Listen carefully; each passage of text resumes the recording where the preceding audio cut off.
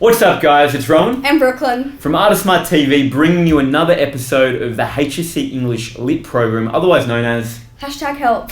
Now, in these episodes, what we do is we do deep dives into the texts, prescribed texts for HSC English, and we show you how to actually analyse them.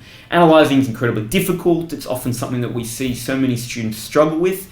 And so the goal of this episode is going to be we're going to show you how to actually analyse, in this case, the film Billy Elliot in relation to text and human experience. Now, before we dive in, what we want to unpack, because it's really important, is the two key principles you need to keep in mind to do quality analysis. So what are these two key principles we need to do and need to keep in mind as we analyse Billy Elliot?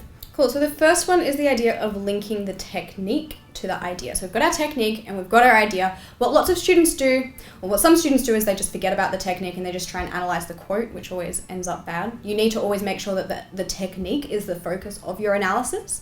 And what the actual analysis step is, what you're doing while you're analysing, is looking at the effect of that technique and looking at how the effect of that technique is sort of linking to the idea.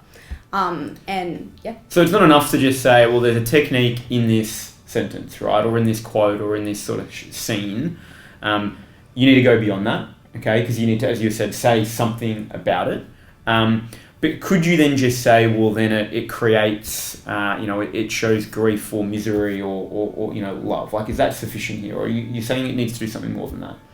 Yeah, you definitely want to be doing something more than that. You want to be saying something about the idea when you're analysing, right? You want to, I guess, with your ideas, always be trying to make an argument rather than just sort of saying this links to here's a metaphor and it links to the idea of misery, which would be crap analysis. Awesome, which is labelling. Now that leads to our second principle here, because not only do you need to say something as an argument, what's the second principle that needs to happen? Yeah, well, the issue is if we're linking every single technique back to our idea, we might get into this little bit of a problem where we're repeating the same idea. We've got it in our topic sentence with each of our three examples, and then in our linking sentence, so we're saying the same thing 5 times within a paragraph, and that's going to get really repetitive. So what's really crucial that you do is with each point that you make, yes, it will be about that key topic sentence, but you need to be building on the idea with each point that you're making. So starting sort of with one idea, then maybe looking at another facet of it, and then a third facet of it. Fantastic. So keep us accountable as we do and apply these exact two principles to Billy Elliot in this video, and let us know in the comments if we've missed something. Now, before we dive in and start looking at specific scenes and examples from Billy Elliot, what we've got to first, I guess, identify is, well, what is that argument that we're making? What's the topic sentence and what's the argument we're going to be really trying to find examples and link them to? So what is the argument in Billy Elliot we're exploring? Cool. So our argument or our topic sentence is going to be the idea that despite Billy Elliot being set in this society which is stifling artistic pursuits, Billy Elliot suggests that art, in the case of Billy Elliot, mostly dance, has the power to liberate individuals. So I think what's really important about that topic sentence is we haven't just said, well, this paragraph is going to be about art, or this paragraph is going to be about liberation. What we've actually looked at is a sort of a cause and an effect. Art being the cause is liberating individuals being the effect. And we even have that little, despite being in a society which stifles artistic pursuits. So we're showing through that why this argument is important. Mm-hmm. That's much better than just outlining a theme. So your topic sentences should never be themes. They should always be a more interesting sort of argument. And what it therefore does as well, though, is looking at that topic sentence, and we're going to see this as we unpack it in a moment, is that it also gives you a sense, therefore, of, well, what examples do I then need to find and showcase to establish this and to essentially prove that this statement is true through Billy Elliot. And so the first example here starts with an opening scene. Now, what's happening in this opening scene? So we've got Billy Elliot jumping on his bed, dancing, sort of before he learns the skills in dancing, but he's sort of proto-version of dancing. And we've got this really big long shot and he's in front of the wallpaper behind him, and it's quite a sort of nice, ornate wallpaper. And I think what's really interesting is this long shot of him with the wallpaper behind him, because when we actually look at his house, it's like really cramped, and it's almost like this kind of impossible shot that Stephen Daldry has given us, where he is sort of this like small figure behind this big kind of wall behind him. And I think what that's trying to show us is, because that wouldn't actually kind of be possible in his house because his house is so cluttered, it's almost like this almost semi-imaginative moment where he's jumping and there's nothing around him. I think what that does, at least for me, is that you can already see, therefore, he's by himself, so there's not the impact of society and family upon him. And we can already see then that the power that in this case, sort of untrained art, okay, just his physical expression of it, is already starting to liberate him from the confines that when we actually see the place are really small and tight, where in this surreal experience that Billy has, space is almost, it's not quite infinite, but it's certainly a lot larger than the reality that he's in. Now, this is definitely contrasted, and particularly this is where we start to see then just the realities of society stifling this artistic pursuit and this love of art that Billy has. And we see that when we see the contrast where he's working in his very cluttered kitchen, making breakfast for his grandma. Cool, so we've got a couple of techniques, we've already said contrast, so we don't even necessarily need more techniques, but if you want them, we can also talk about the mise-en-scene there. We've got this sort of very cluttered mise-en-scene with all the sort of kitchen appliances everywhere.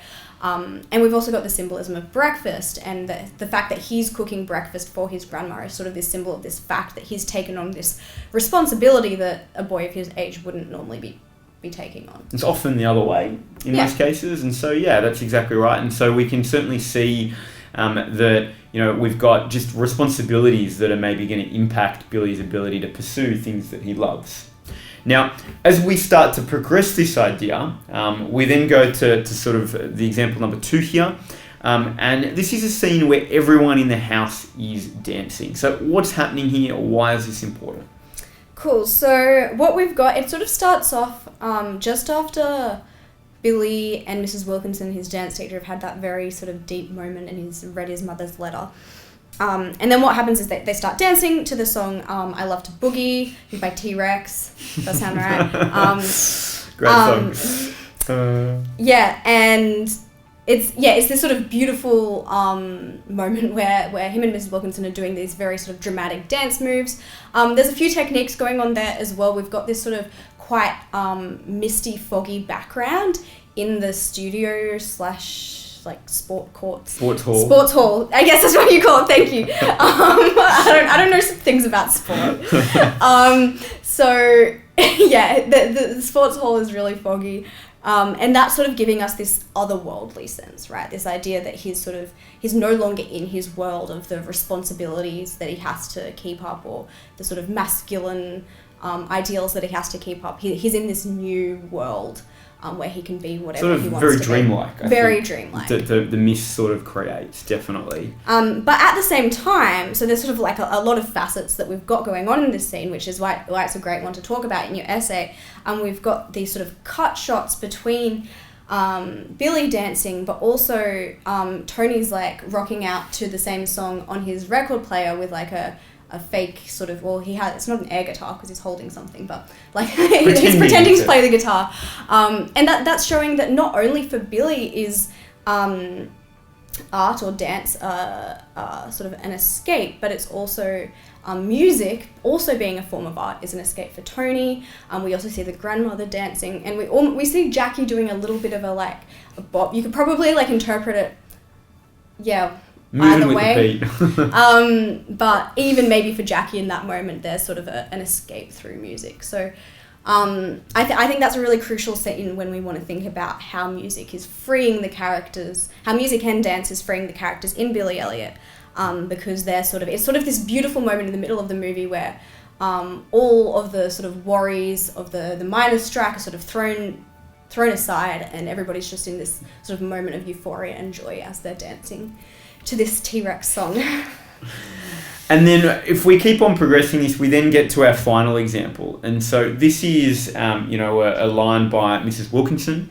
And she says, "And then one night she meets this young prince and he falls in love with her.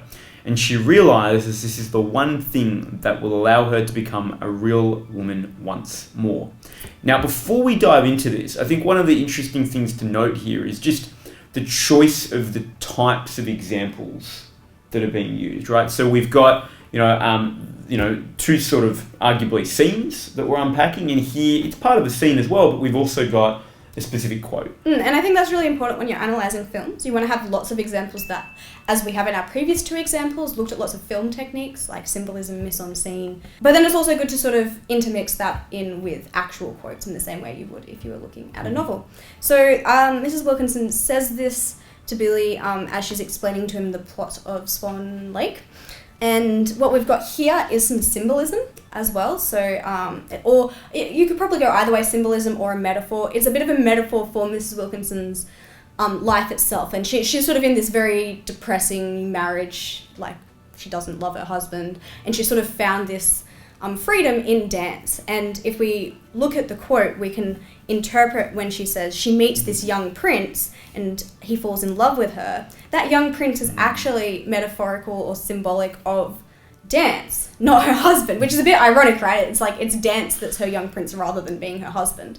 And yeah, what that is showing us is this way in which dance can again be an escape for all, like, a variety of characters in Billy Elliot. And I think what's really crucial about what we've shown is we haven't just sort of said dance is an escape for Billy, which is a bit of a boring argument because obviously dance is an escape for Billy. But we've actually looked at a range of characters. So we've looked at Billy, Tony, Grandma, and Mrs. Wilkinson, and looked at how dance can and it's be not an even escape. just dance on its own. I mean, we've Sorry, talked music. about, yeah. So and that's the point. It's actually art. The point that we're trying to make here is art has this power to liberate.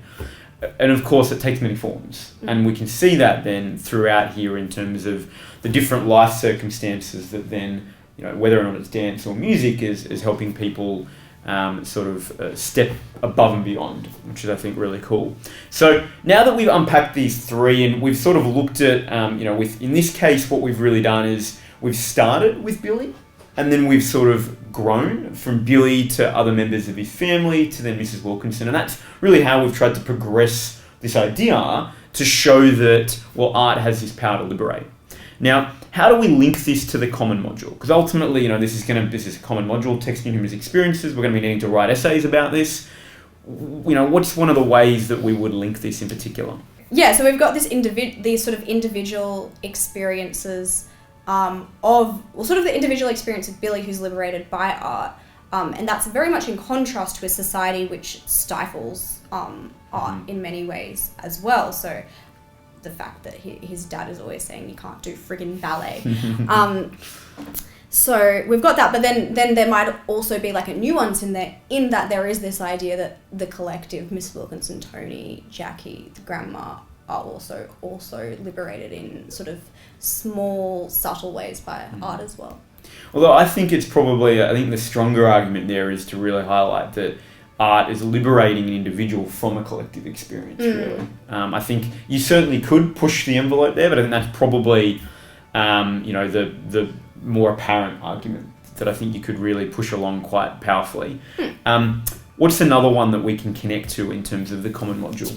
Oh yeah, that one that I wanted to talk about was the idea of storytelling. And I think one of the really important things when you're studying the common module to do is not just see the word storytelling, and I think that was also a word that was in the question in 2020 HSC, from this year, is not just see storytelling as the text itself. So not just say like, oh, Stephen Daldry is the storyteller. There's actually sort of meta storytelling within the text. And I think it's also kind of cool to look at dance as a form of storytelling. Look at the dances that Billy does as a way that he's expressing himself and almost telling the story of his life. And that could be a really cool argument to make as well. And also thinking about Swan Lake. So Swan Lake was one of the examples that we gave here, right? And that's an example of how storytelling, this idea of a story, has been used to sort of show the importance of self-expression and all those kind of things, and being free from the confines of your society. So yeah, I think storytelling is another crucial point that we'd want to bring in here. And yeah, I really, even if you're like a really big nerd and you're watching this video, even though you're doing a different text, in which case you're amazing, I would definitely recommend anytime you get a question about storytelling to be thinking beyond just the text itself and be thinking about stories within the text.